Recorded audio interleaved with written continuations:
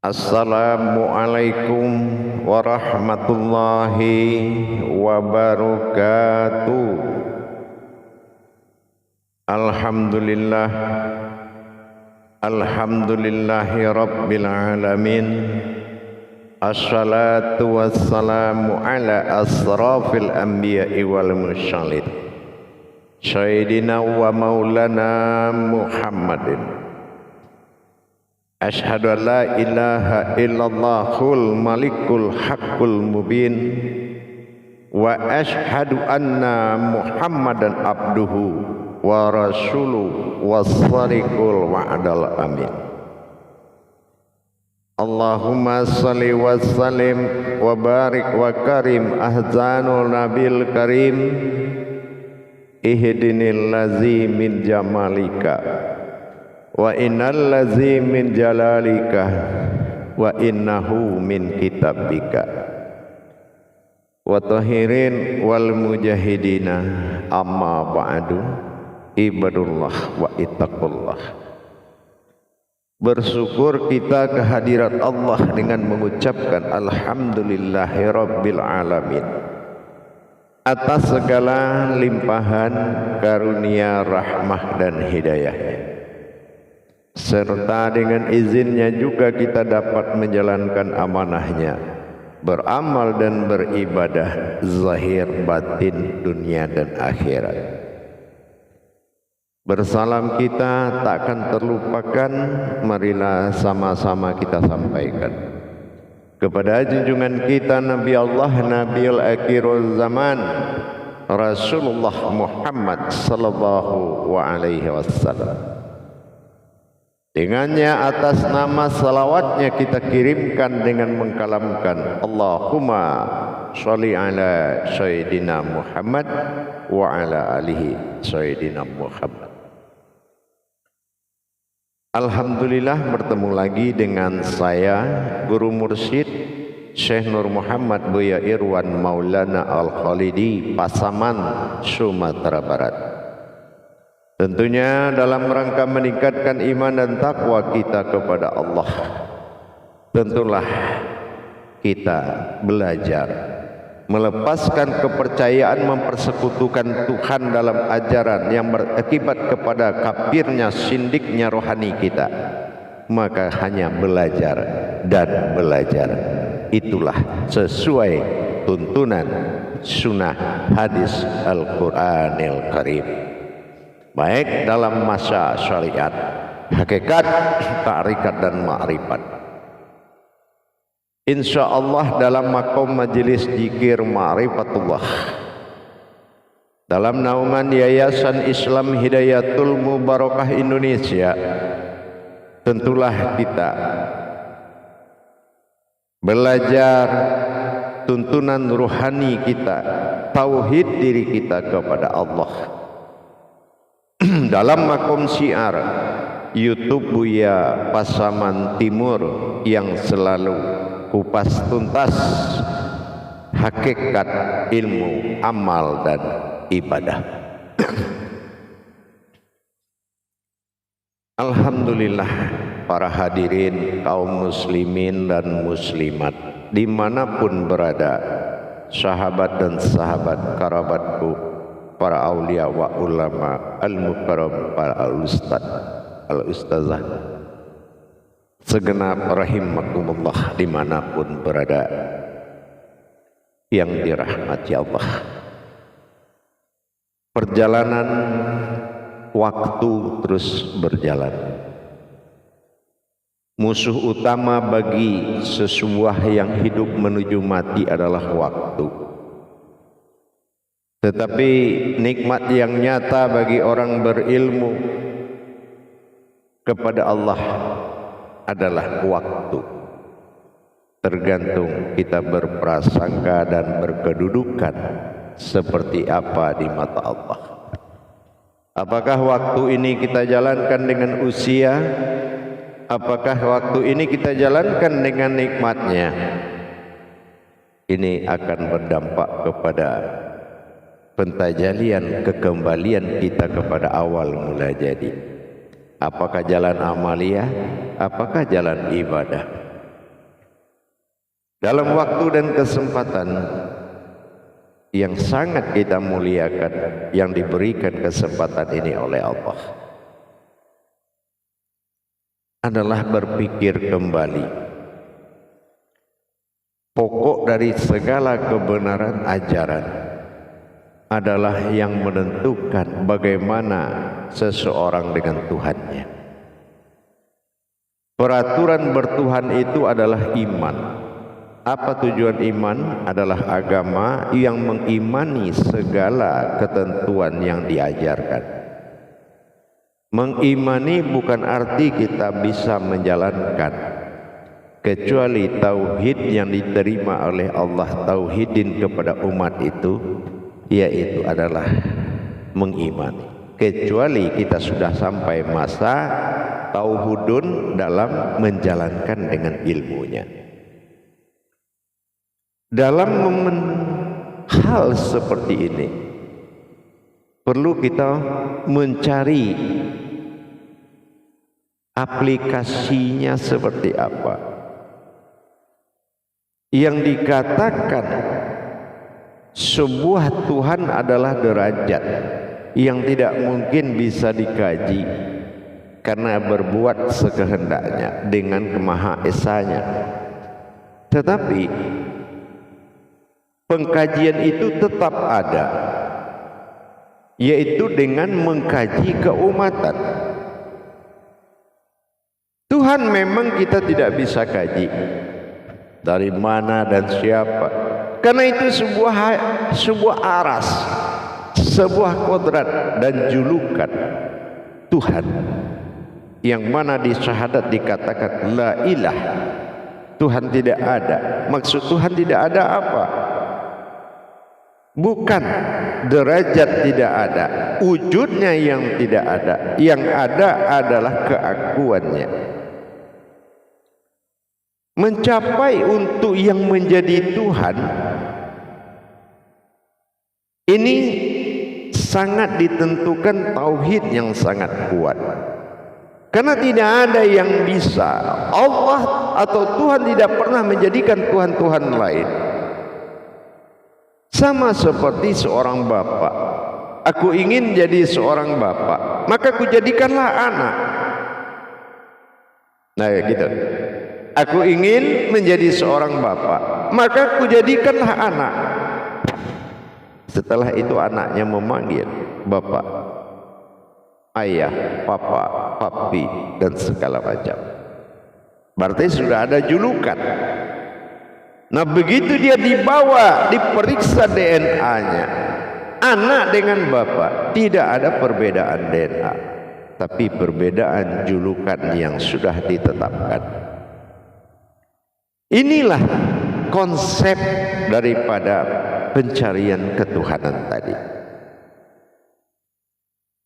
Di masa tiga pencarian, di masa wujud dikala belum diwujudkan, dikala wujud sebelum dimaujudkan, dikala dia maujud sebelum dia dinamakan.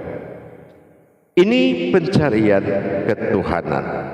Sementara dikala masa anak, masa dewasa dan masa orang tua itu tidak membedakan orangnya. Ini yang dikatakan tauhudun. Tidak ada perbedaan di antara nama-nama yang telah ditimbulkan, yaitu derajat. Contoh anak baru lahir. Anak yang dewasa juga punya bapak. Dia anak, bapak juga masih punya bapak. Dia juga anak. Namanya masa anak disebut dengan kodrat bani atau masa anak. Ini yang kita lalui sekarang ini.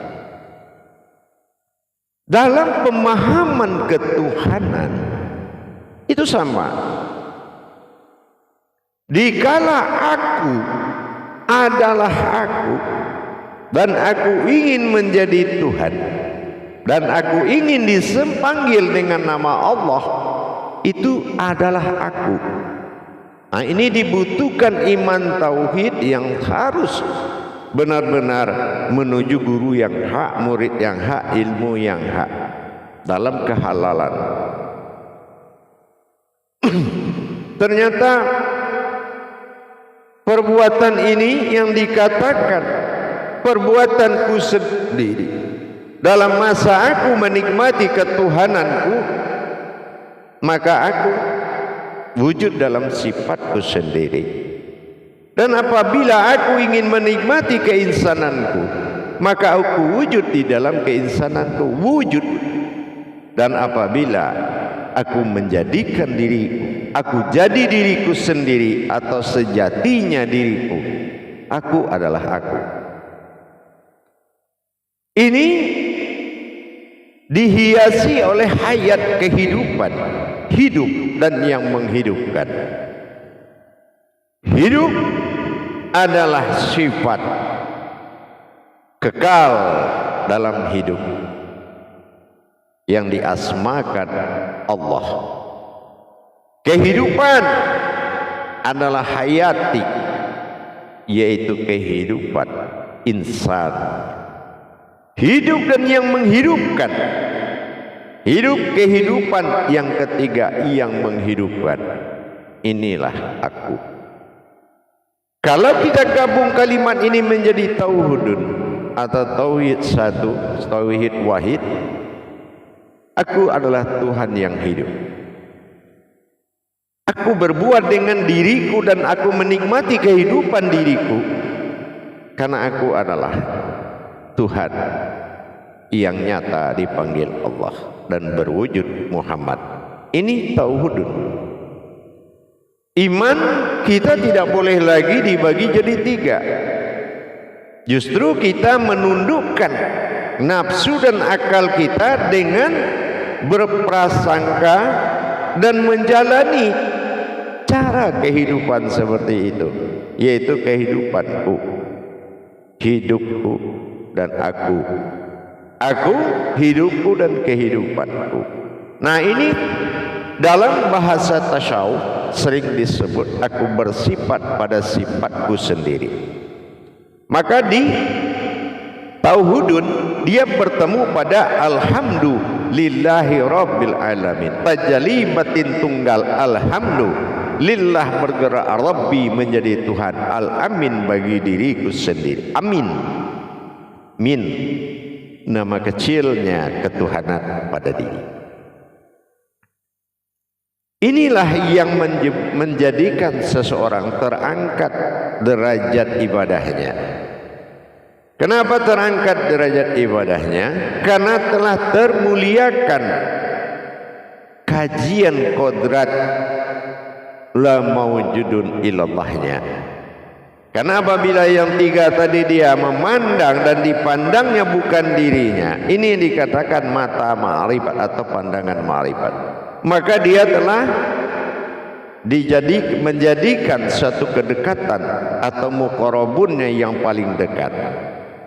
Dekat artinya bukan berdekatan, ini akan bersentuhan. Sentuhan itu yang akan membuat kekafiran dan kesyirikan. Tapi yang dikatakan ihram itu adalah menjadi satu, bukan mendekat kepada yang satu.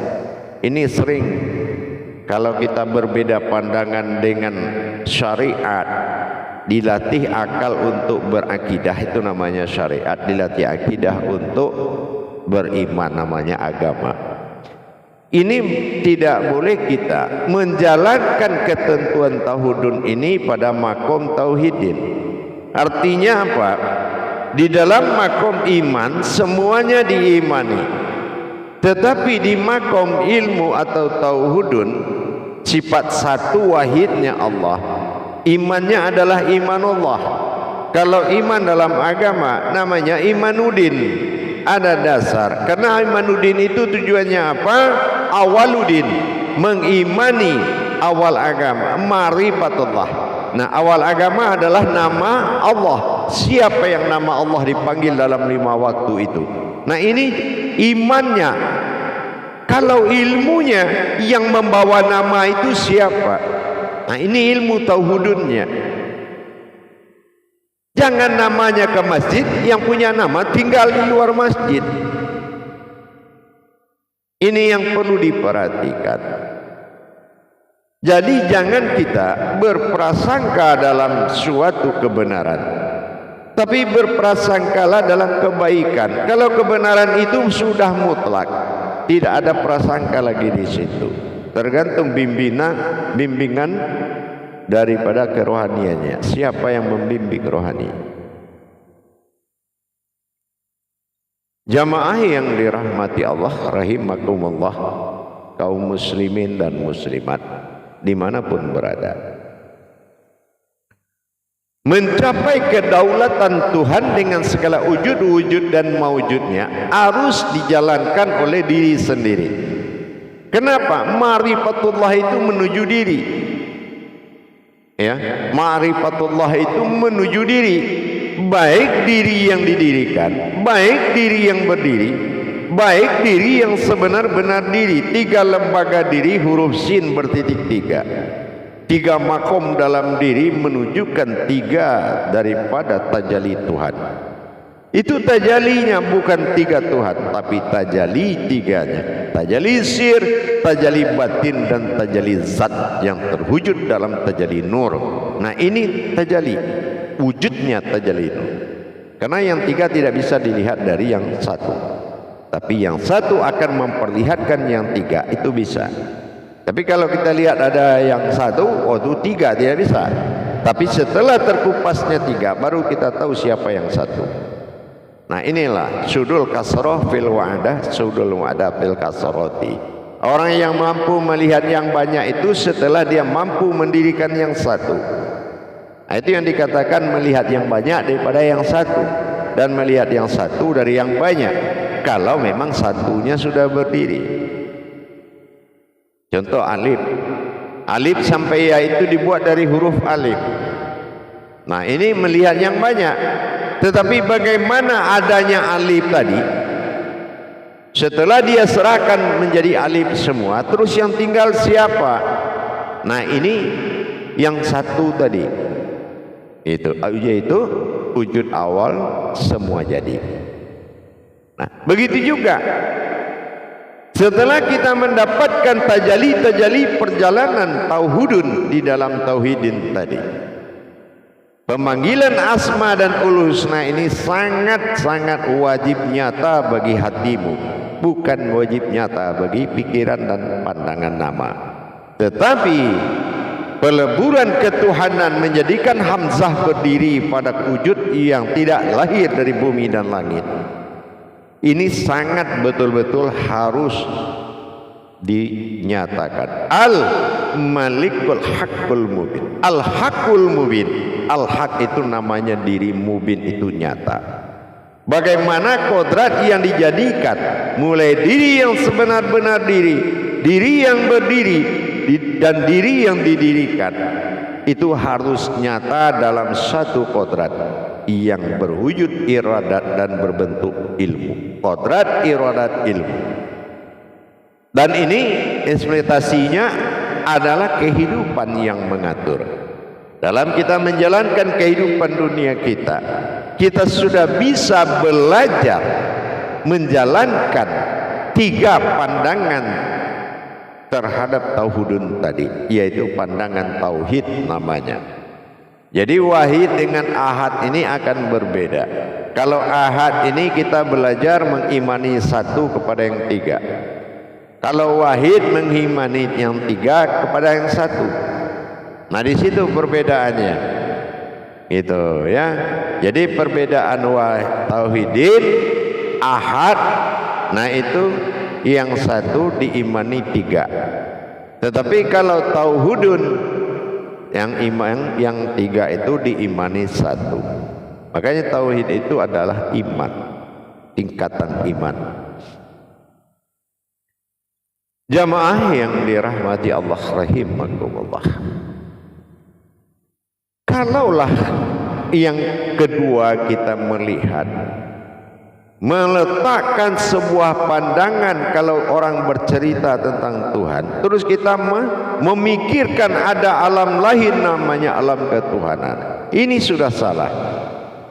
Bahwa itu zamannya Allah, di zamannya entah berantahlah kalau zaman orang-orang dahulu bilang. Itu udah salah.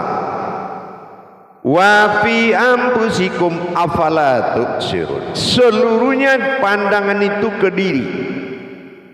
Tidak ada pandangan ke zaman dulu. Ini amaliyah. Kalau amaliyah liputan akal dan nafsu harus menggambarkan. Tetapi ilmu tidak boleh bergeser daripada ketunggalannya. Zaman itu adalah zaman awal, dan awal itu adalah akhir. Bertemu di akhir, akhir itu adalah awal. Allahi fi awalul, wallahi fil akhirun. Jangan mengatakan yang lain-lain. Yang awal itu ya akhir, yang akhir itulah yang awal. Kalau ada yang awal, ada yang akhir. Tuhan dulu dengan Tuhan sekarang itu beda.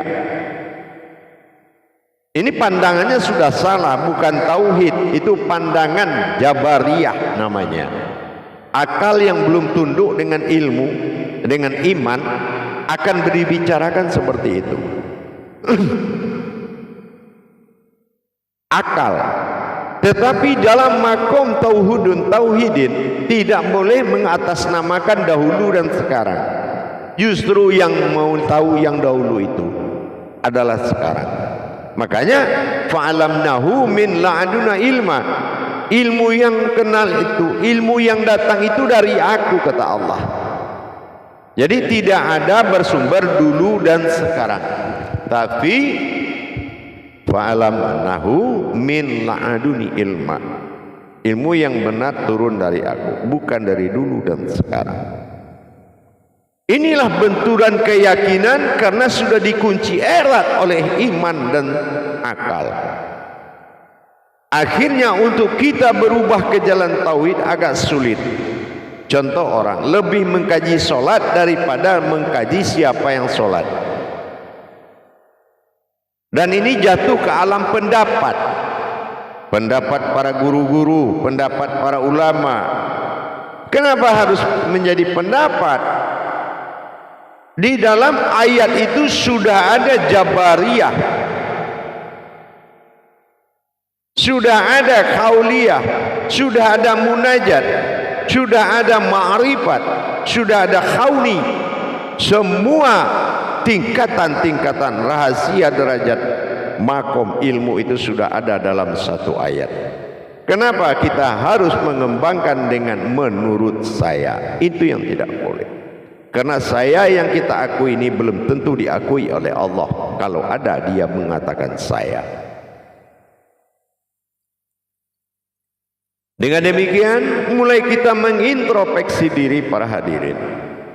Untuk bertuhan tidak ada yang mampu membawamu sebuah amalan bisa ketemu Tuhan, bisa bertemu Tuhan. Itu tidak bisa. Tidak ada amalan yang kuat mempertemukan kecuali sebuah amalan yang telah hayat, telah hidup, amalan yang telah terhimpun menjadi sebuah wujud, sebuah mawujud, juz amma, juz hayat manusia amma. Itu amalan. Bukankah kita telah diamalkan oleh Allah? Dengan keinginannya menjadi Tuhan, dia amalkan juz amma. Maka sudah terhampar sebuah amalan besar. Bukan membesar-besarkan amalan di depan Allah, tapi menjadilah kamu amalan yang besar dari semua amalan. Dirimu juz amma. Periksa Al-Quran surat juz amma itu dari An-Nabak, periksalah.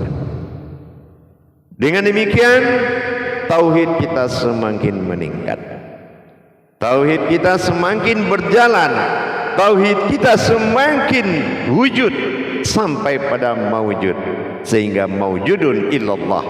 Ternyata yang maujud itu bukan kamu, tapi wujudnya Allah. Karena apabila umat dia jadikan di luar dari salbiahnya, maka dia telah bersekutu dengan umatnya sendiri. Ternyata Allah menjadikan umat itu bukan melanggar salbiahnya, tapi dia menjadikan sesuatu hayat di dalam salbiyah itu, yaitu sifatnya sendiri. Inilah ketuhanannya, inilah sifat. Dengan demikian, kodrat sifat dengan bersifat itu beda. Bersifat bertingkah, sifat adalah kodrat. Ada kodrat yang tidak dijadikan dari langit dan bumi, itu namanya sifat. Kodrat iradat ilmu sama basar kalam hayat, itu namanya kodrat sifat. Tapi setelah nama itu maka diisilah masing-masing nama itu dengan kodratnya. Diisi sama jadi samiun, basar jadi basirun, kalam jadi mutakalimun, hayat jadi hayyun, dan seterusnya 7 sifat itu. Maka ini yang dikatakan bersifat, itu tingkah. Sifat ada yang bernama kodrat dan sifat ada yang bernama tingkah. Maka dikatakan fi'il dan af'al. Kalau kodrat namanya af'al, gerakan hidup. Tapi yang bergerak dan yang menghidupkan namanya fi'il. Nah, ini yang dikatakan bersifat fi'il namanya. Fi'il atau fi'il. Itu bersifat. Bersifat aku pada sifatku sendiri. Itu kodrat yang 7. Maka menjadi ma'nawiyah. Ma'nawiyah dengan salbiyah tidak bersekutu. Karena berasal dari sifat 20. Ma'nawiyah dengan salbiyah dikumpulkan menjadi nafsiyah, atau dikatakan wahdaniyah, sifat tunggal. Nah, ini bersatu di dalam sifat 20 yang dibagi 3. Salbiyah hitungannya 5, nafsiyah hitungan 1, ma'nawiyah hitungan 14. 14 tambah 1 15, 15 tambah 5 20. Ini 20 sifat Allah yang hayat. Itu makanya dihiasi dengan aras yang 8. 8 surat terpanjang dalam Al-Quran, 8 batang aras tubuh dalam tubuh manusia. Berarti jam 8 hijrahnya jam 20, betul kan? Nah, ini harus nyata. Lauh mahfuz. Lauh mahfuz inilah, apapun ilmumu tidak lauh mahfuz di Al-Quran, itu sifatnya syirik. Apapun amalanmu kalamnya, sekali kamu mewujud pun kepada Tuhan, tapi tidak ditajalikan dengan nyatanya lauh mahfuz, dengan memperjalankan ada wujud pada Al-Quran sebagai wujud nyata lauh mahfuz, ini belum menuju kebenaran, tapi baru kebaikan, dan bisa-bisa menjadi kafir sindik. Arti kekafiran rohani kepada Allah karena mengamalkan yang tidak ruh Allah amalkan, ruhani Allah amalkan. Ini juga harus diperjelas. Inilah menuju yang satu. Ini yang dikatakan sebuah wujud kembali menjadi satu. Bukan mendekati yang satu, tapi kembali menjadi satu. Tentu dengan perjalanan tauhid yang benar. Kitab yang menuntunnya adalah bidalihi marifatul haq fil ilmi. Apa kitabnya? Dalilku adalah kebenaran sebuah ilmu. Apa dalil? Inilah kodrat. Apa kodrat? Inilah kitab. Apa kitab? Inilah jasad. Apa jasad? Inilah asma. Apa asma? Inilah husnanya. Apakah masih ada kamu yang ada di dalam itu? Tapi apabila ada kekamuan tapi bukan keakuan Tuhan, tapi kekamuan diri keinsananmu, maka kamu akan tetap pada posisi tidak bermanfaat bagi Allah. Contoh tidak bermanfaat bagi Allah apa? Allah tidak berikan dia petunjuk. Kajinya tergantung turunnya pembahasan buku yang diturunkan oleh ahli-ahli fikir. Ahli-ahli fikir yang mengatur kehidupan ketuhanan manusia itu tidak bisa yang bisa ahli zikir, ahlul kitab yang mampu memperjalankan ruhani. Mana ahlul kitab? Bukan kitab yang dibatasi dengan 4 kali 6, tapi ayat yang tidak terputus, yaitu bermimbarnya Muhammad kepada Adam, berkalam Allah pada nyawa. Ini mimbarullah, betul-betul dikatakan dia mimbar, bukan sebuah podium tempat dia bercerita. Kenapa? Karena ilmu bukan datang dari guru ke murid, bukan murid melihat guru berbicara, tetapi ilmu itu adalah guru yang hayat dalam kewalian Tuhan. Berguru dengan bernabi dan bertuhan ditentukan oleh kebenaran berguru. Di dalam bertauhid ilmu, dalam keyakinan ilmil yakin, tauhid pertama meyakini guru, itu sudah melatih dalam cara kita berguru dan bernabi serta bertuhan. Bukan mengumpulkan ilmu guru tapi hidup sendiri. Ini abid namanya, bukan pembentukan kealiman yang turun ke keulamaan. Dengan demikian kita mulai membentuk, mengkaji dan mentadabur diri kita dalam perjalanan. Apa perjalanan? Tajali sirullah dan tajali izzatullah dan tajali ma'rifatullah. Dalam mencapai apa? Dalam mencapai syariatullah, hakikatullah, ta'rikatullah dan ma'rifatullah. Membutuhkan wujudullah, asma'ullah, hayat Allah, wujudullah, wujud Allah, mawjudullah. Jadi tidak ada perbedaan antara titik dan 3. Tapi kalau ingin tahu bedanya, dekati dan masuklah ke dalam titik itu. Maka kamu akan berada, tahu sendiri, berada di titik apa diri. Jamaah, para hadirin dan hadirat, berhati-hatilah di dalam menjalankan ma'rifat kepada Allah. Ma'rifatullah, apa yang dilihat oleh Allah, apakah sudah dia melihat dirinya dalam wujudmu? Dan apakah kita sudah memenuhi syarat untuk mendapatkan perjalanan ma'rifatullah itu tadi?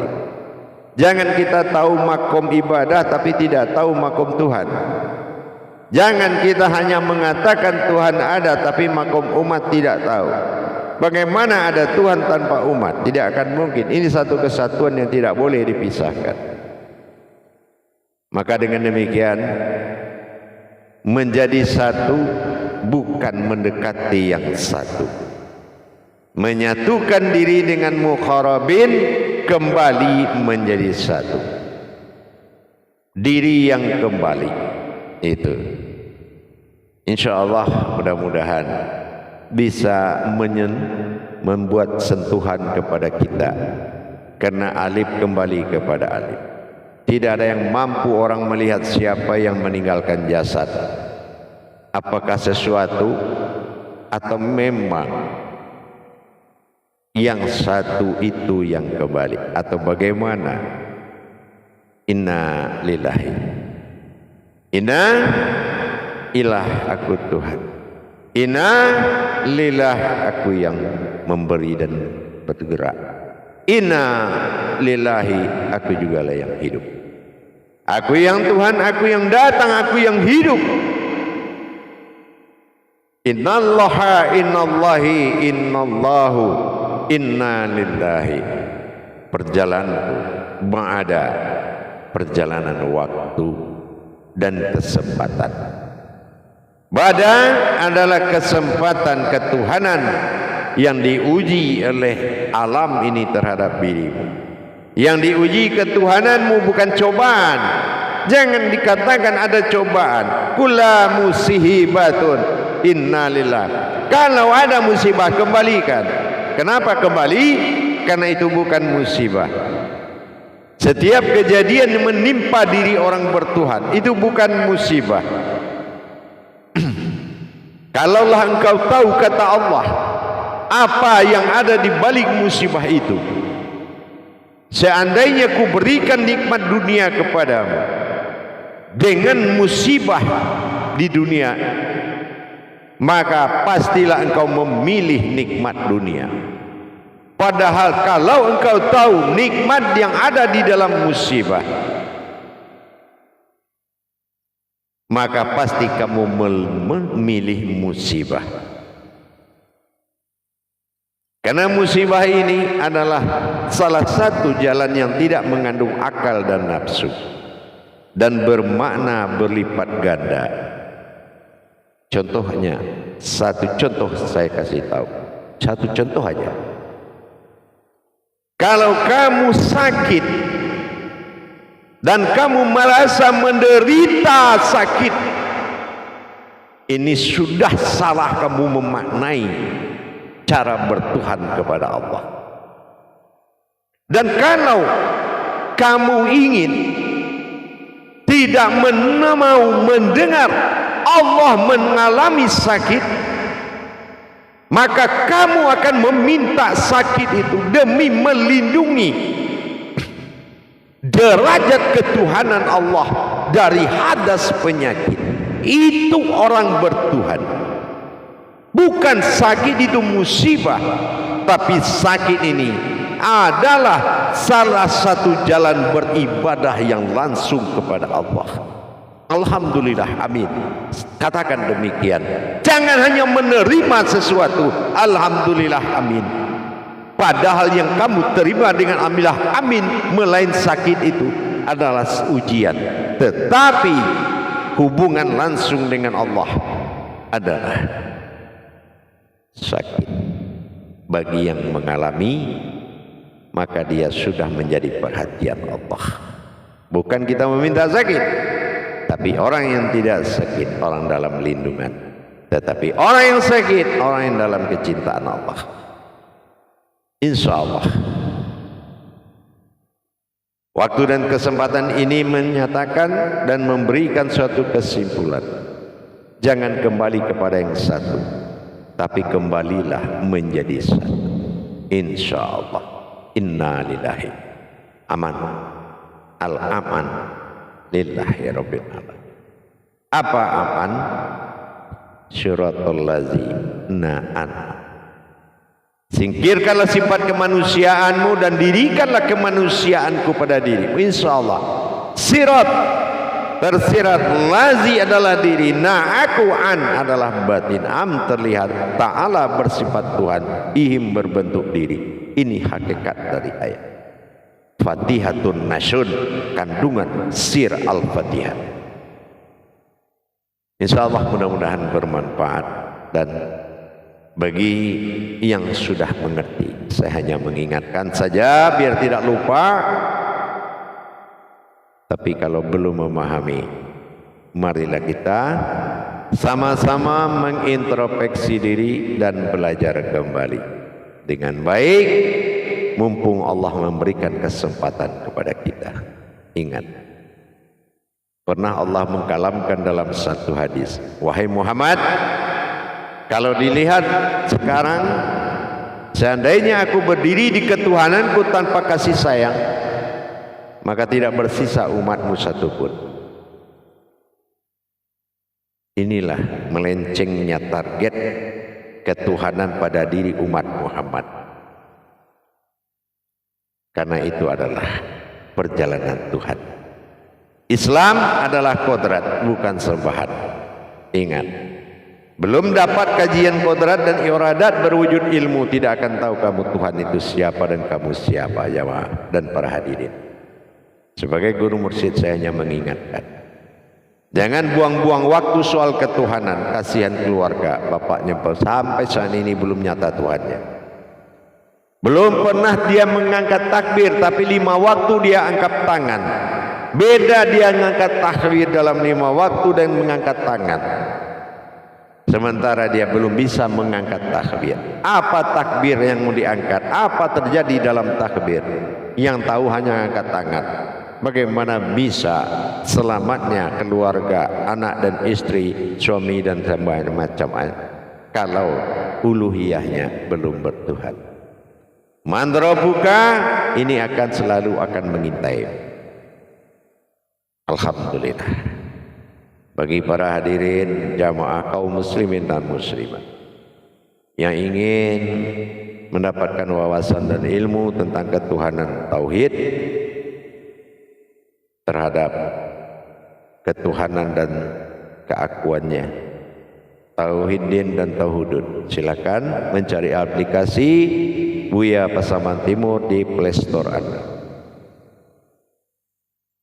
dan isilah data sesuai KTP dan segala bentuk pendaftarannya, maka akan kita layani. Kita sama-sama belajar seminggu sekali dalam grup pengajian yang telah terbentuk dari dalam negeri dan sampai ke luar negeri, sampai kepada mancanegara. Insya Allah, Allah Rabbil Alamin, Dia Tuhan dari sekalian alam, tidak aneh. Dimanapun umat itu berada, di situ ada Dia. Wa huwa ma'akum aina ma kuntum. Al-Hadid ayat 4. Insyaallah. Alhamdulillah, akhirul kalam. Wabillahi taufiq wal hidayah. Assalamualaikum warahmatullahi wabarakatuh.